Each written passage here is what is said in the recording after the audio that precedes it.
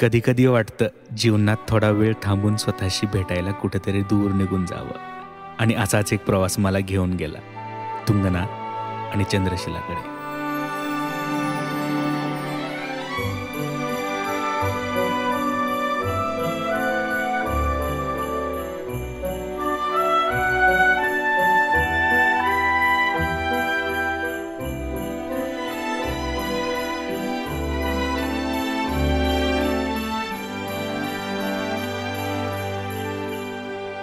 कधी विचार केलाय का एवढं उंच कुठं मंदिर असेल जिथं देव आपल्याला आकाशाच्या इतकं जवळून भेटतो? भारतातीलच नव्हे तर जगातील सर्वात उंच महादेवाचं मंदिर तुंगनाथ, आणि त्याच्याही पलीकडे ढगापलीकडचं स्वप्नातल्यासारखं चंद्रशिला शिखर. आणि येथेच पाहिला आयुष्यातला सर्वात सुंदर सूर्यास्त.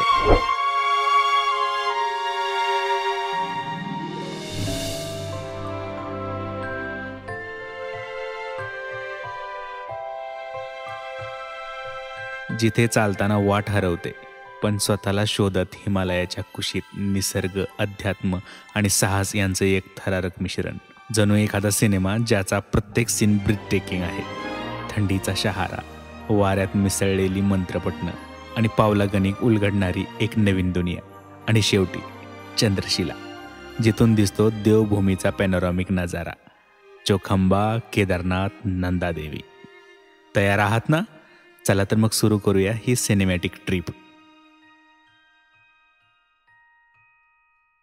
गुड मॉर्निंग मित्रांनो, हर्षिलच्या सुंदर एपिसोड नंतर तुमचं पुन्हा एकदा स्वागत आहे ह्या चोपताच्या एपिसोडमध्ये. आज मी इथं आलोय चोपत्यामध्ये. इथं स्टे केला, तिथल्या रिसॉर्टमध्ये आम्ही स्टे केला आणि आम्ही आता निघालोय तुंगनाथच्या ट्रेकसाठी. तुंगनाथ हे पंचकेदारापैकी एक आहे, म्हणजे ते तृतीय केदार आहे आणि त्याचा ट्रेक अलीकडच्या काळात खूपच फेमस झाला आणि त्याच ट्रेकसाठी आम्ही आलोय. आणि तिथलं तुंगनाथाचं जे शिव मंदिर आहे ते जगातलं सर्वात उंच असं शिव मंदिर आहे, म्हणजे हाय अल्टिट्यूडला असणार. आणि त्याबरोबरच त्याच पुढे 1 किलोमीटरच्या अंतरावर चंद्रशिला म्हणून अजून एक पीक आहे आणि तोही आम्ही आज कव्हर करण्याचा प्रयत्न करतोय. तर चला व्हिडिओला सुरुवात करूया. आणि तुम्ही ही माझी उत्तराखंडची सिरीज अशीच बघत राहा. आणि व्हिडिओ कसा वाटला ते नक्की सांगा. चॅनलवर नवीन असाल तर सबस्क्राईब करायला विसरू नका. चला आजच्या दिवसाची सुरुवात करूयात.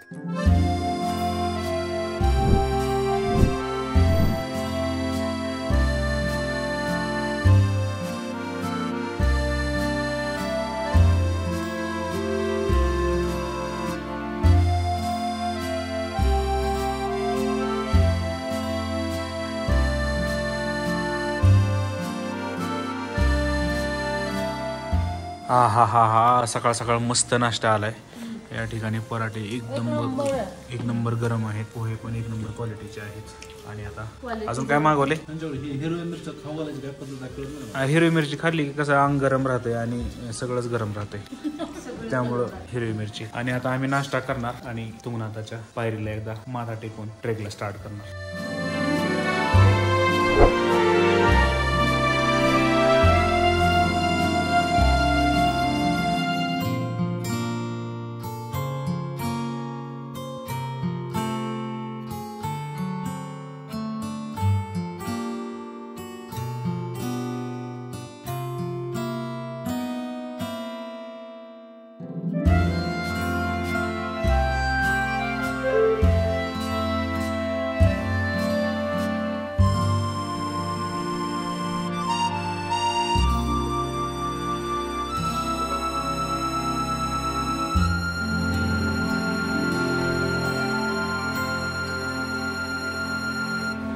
तर फायनली ह्या तुंगनाथाच्या ह्या प्रवेशद्वारावर येऊन पोहोचलोय. आता खरी झाली आपल्या ट्रेकला स्टार्ट.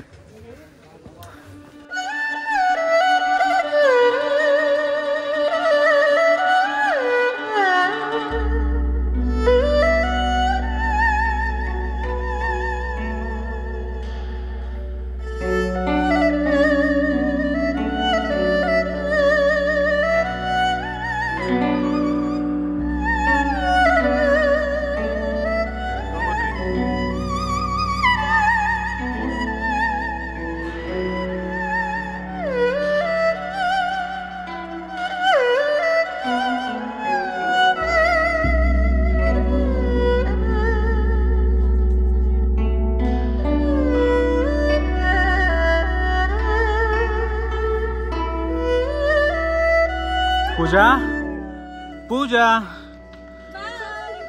बाय पूजा खाजू नको पूजा.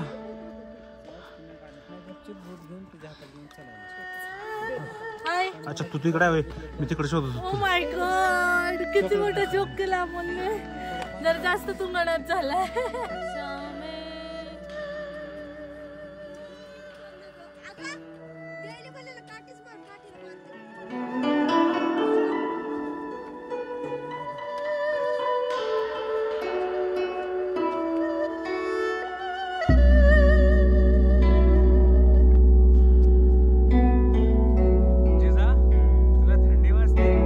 ह्या ट्रेकमध्ये फक्त चढाई नाही, इथे प्रत्येक वळणावर निसर्गाची एक अनोखी कलाकृती भेटते. कधी दाट धुक्यातून डोकावणारी सूर्यकिरणं, कधी दरीच्या कुशीत विसावलेली एखादी शांत गर्दी झोपलेली गावे. प्रत्येक थांब्यावर एक श्वास, फक्त फुफ्फुसांसाठी नव्हे तर मनासाठी सुद्धा. ही जी पाटी वाचली ना त्यावर लिहिलं होतं की शॉर्टकट लेकर बुक गेलो मी घुसणं दंडनीय अपराध आहे. पण ते आता लागू होत नाही, कारण ज्यावेळेस इथली गवताची कुर्ण एकदम अशी सुशोभित झालेली असते, फुलं वगैरे आलेली असते, निसर्ग एकदम फुललेला असतो, त्यावेळेस इथला निसर्ग जपला पाहिजे, त्याची नासधूस झाली नाही पाहिजे, म्हणून शॉर्टकटनं जाऊ देत नाही आहेत. ट्रेक आता जवळपास 50% आसपास आलाय आणि माझ्या या बाजूला तुम्हाला सुंदर असा निसर्ग दिसत असेल. खूप भारी वाटतंय. ॲक्च्युली माझा हा हिमालयातला दुसरा ट्रेक आहे. पहिल्यांदा मी त्रिउंडला गेलतो, पण त्रिउंड ट्रेक ज्यावेळेस केला त्यावेळेस मी ब्लॉग बनवत नव्हतो, त्यामुळे तिथले काही शॉर्ट्स माझ्याकडे आहेत फक्त. चला लवकरच महादेवाच्या दर्शनाला. ताजी हवा, पक्ष्यांचे आवाज आणि दूरवरून वाहणाऱ्या झऱ्यांचे सुरेल संगीत. पण ते संगीत अजून काही आमच्या कानावर आलेच नाही. म्हणजेच जणू निसर्गानेच दिलेला छोटासा ध्यानाचा क्षण आणि प्रत्येक पावलावर स्वतःशी संवाद. जेव्हा पाय थकतात तेव्हा मन बोलतं, जेव्हा एकटे वाटतं तेव्हा निसर्ग जवळ येतं, आणि जेव्हा डोळे नवे क्षितिज पाहतात तेव्हा आपल्याला मी अधिक स्पष्ट होतो. हा ट्रेक म्हणजे केवळ एखाद्या शिखरावर पोहोचण्याचा प्रवास नाही, तर स्वतःला नव्याने शोधण्याचा एक सुंदर प्रवास आहे. मित्रांनो, ट्रेकिंगला येताना सोबत थोडा स्नॅक, पाणी, चॉकलेट्स अशा गोष्टी सोबत ठेवल्या पाहिजेत, जेणेकरून तुम्हाला थकवा येणार नाही, डिहायड्रेशन झालं नाही पाहिजे, याची काळजी घ्यायची महत्त्वाची. ट्रेक जवळपास आता 40% कंप्लीट झालं आहे.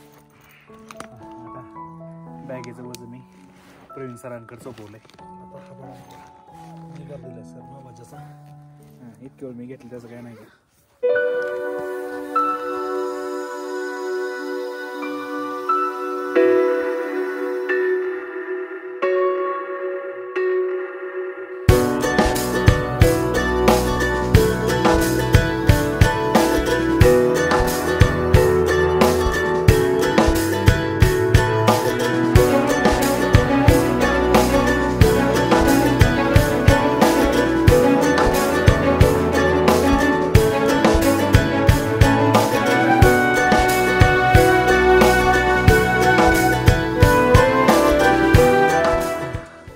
मित्रांनो, खूप भारी वाटते, खूप थकवा आलाय. पहिल्यांदा वाटलं होतं की जॅकेट काही कामाचं नाही, आता लक्षात आलं की जॅकेट काहीच कामाचं नाही, इतकं घाम आलाय. आपण सह्याद्रीमध्ये फिरतो ना त्यावेळेस वाटायचं की जॅकेट घालून गेल्यानंतर त्यावेळेस पण खूप घाम यायचं. मला वाटायचं की तिथे बर्फात आल्यानंतर तर जॅकेटचं काम येईल. ज्यावेळेस तुमच्या अंगातली गरमी बाहेर येते त्यावेळेस तुम्ही खूप थकल्यासारखं होतं, तुम्हाला घाम निघतो. आता माझी तशीच कंडिशन झालेली आहे. चला थोडंच राहिले आता.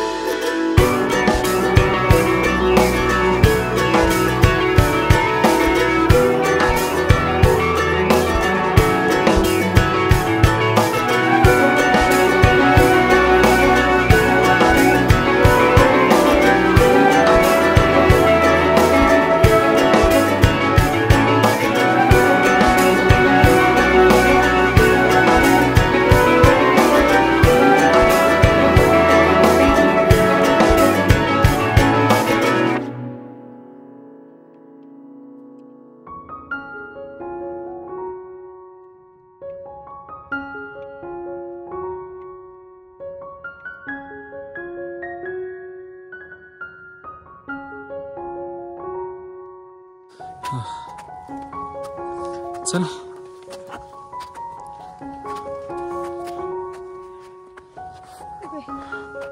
चल चल मित्रांनो, तुम्ही बघू शकता आतापर्यंत सगळं क्लिअर होतं चालायला, पण थोडासा बर्फ ह्या रस्त्यात आलाय आणि खाली डायरेक्टली एकदम दरी आहे. त्यामुळं शक्य होईल तेवढं काळजी करून वर जावं लागतंय. हा थांब एक सेकंद.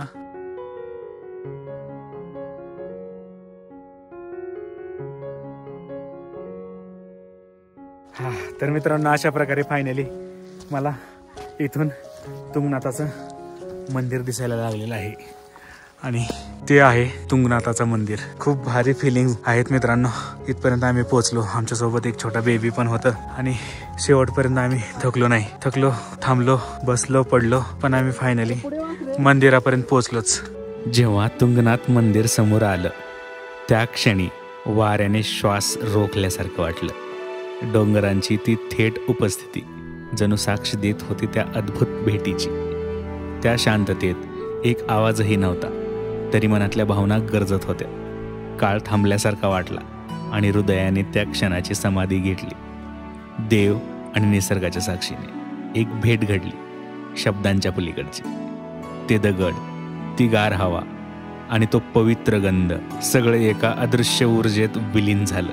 भेट क्षणिक नव्हती, ती मनाच्या खोल गाभ्यात कोरली गेली आहे, जिथे ना विसरणं शक्य, ना परत त्याला पुन्हा जसे तसं जगणं.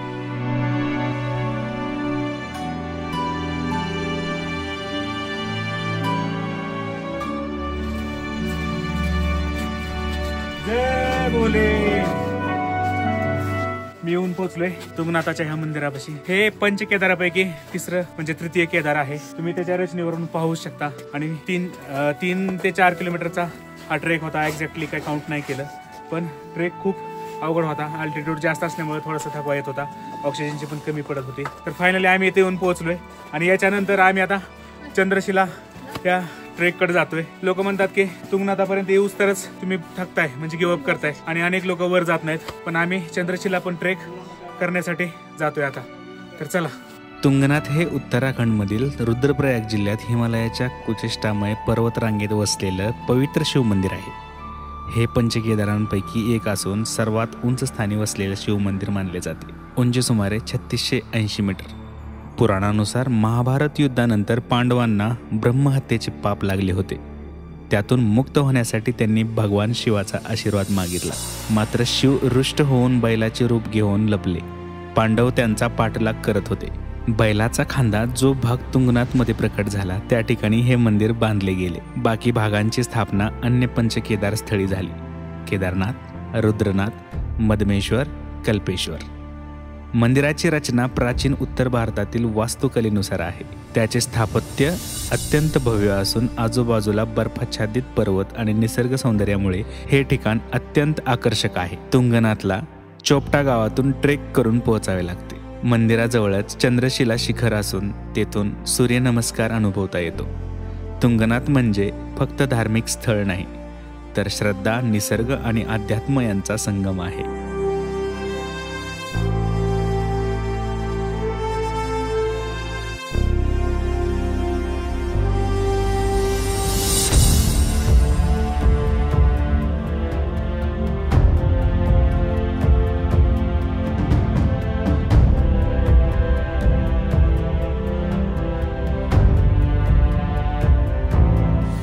तर फायनली आम्ही आता चंद्रशिला ट्रेक स्टार्ट केलाय. जवळपास 1000 मीटरचा हा ट्रेक आहे. लवकरच आता पोहोचू. आता आमच्यासोबत बाळ नसल्यामुळे गुगल सर सुद्धा फास्ट चालणार आहेत. पहिल्यांदा आपल्याला एक राईट तिथपर्यंत घ्यायचा आणि एक लेफ्ट मारायचा, म्हणजे आपला 50% ट्रेक संपवतो.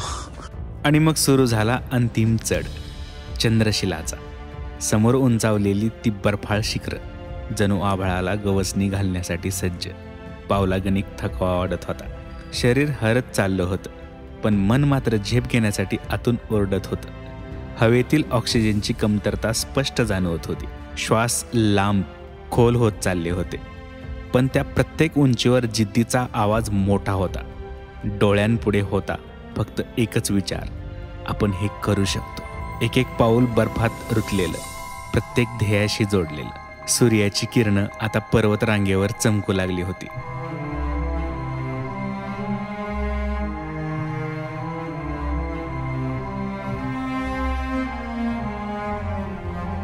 मित्रांनो 70% ट्रेक कंप्लीट झालाय. आता थोडंसंच राहिले, अगदी थोडं. समोरचा जो पॅच दिसतो ना, तो चढून वर गेले की आपण चंद्रशिलाच्या टॉपला जाणार.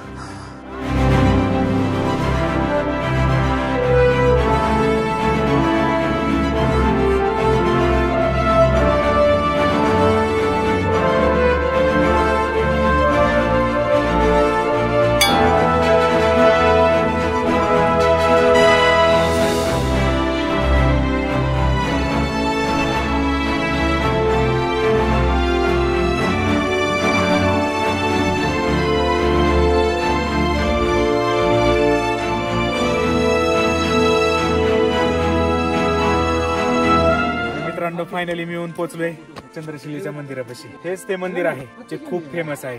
अनेक ट्रेकर्स इथे येतात फक्त ह्या मंदिरासाठी, इथल्या नजाऱ्यासाठी, ह्या व्ह्यू साठी. तर आता इथून पुढचे जे काय ह्या मंदिराचे शेजारचे शॉर्ट्स आणि इथला निसर्ग तुम्ही बघा आता फिनिक्सच्या.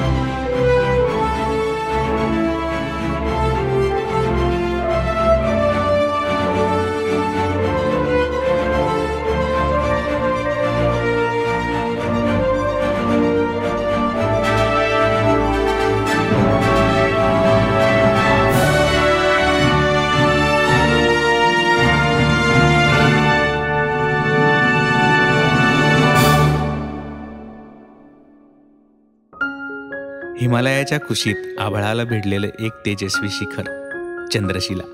तुंगनाथाच्या उंच शिखराजवळ समुद्रसपाटीपासून तब्बल 4000 मीटर उंचीवर वसलेलं हे पवित्र ठिकाण केवळ डोंगर चढण्याचं उद्दिष्ट नाही, ती एक आध्यात्मिक वाटचाल आहे. इथून दिसतात नंदादेवी, त्रिशूल आणि चोखांबा, जणू हिमालयाचे तटस्थ पण साक्षीदार देवदूत. पण या ठिकाणाचं खरं गूढ लपलेलं आहे त्याच्या इतिहासात. कथांनुसार भगवान श्रीरामांनी याच ठिकाणी तपश्चर्या केली आणि चंद्रदेवाने येथे ध्यान करत या भूमीला आपल्या नावानं अमरत्व दिलं. म्हणूनच हे शिखर ओळखलं जातं चंद्रशिला म्हणून. जवळच तुंगनाथ मंदिर, पंचकेदारांपैकी एक असं स्थान जिथे पांडवांनी आपल्या पापांपासून मुक्त होण्यासाठी भगवान शिवाची शरण घेतली होती. आज ट्रेकर्ससाठी ही एक अल्टिमेट जर्नी आहे, पण निसर्गप्रेमींसाठी आणि आध्यात्मिक शोधात असणाऱ्यांसाठी ही एक अनुभूती आहे स्वर्गाची.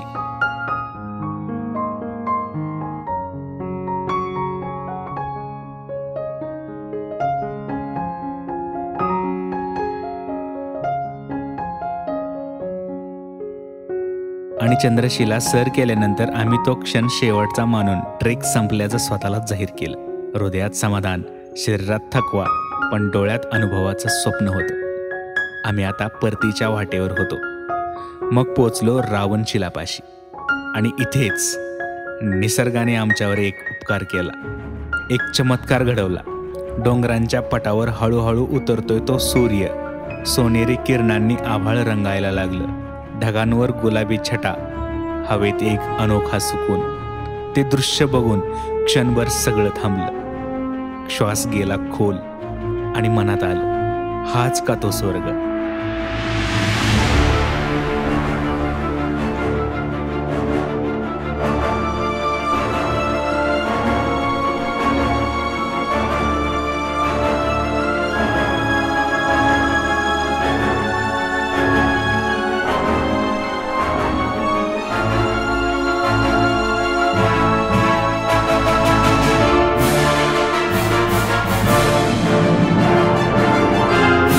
जगण्याच्या गर्दीत हरवलेलं क्षणभराचं खरं सुख आम्हाला तिथे सापडलं, रावणशिलेवर.